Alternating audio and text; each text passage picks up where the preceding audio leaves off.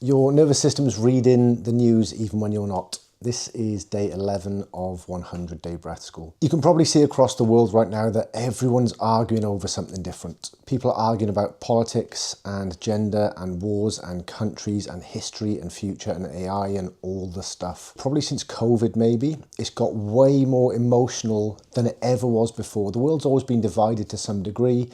It's always going to be that way.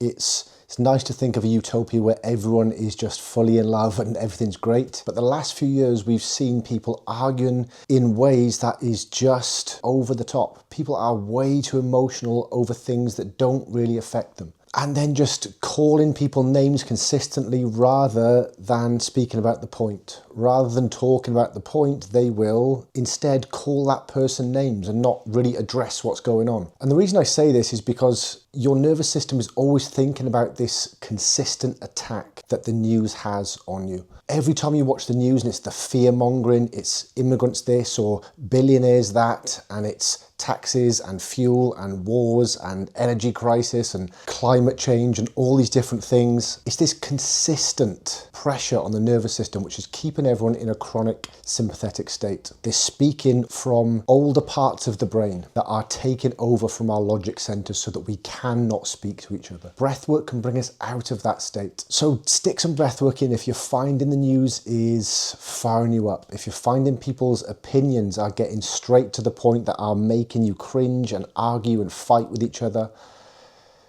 then slow the breath.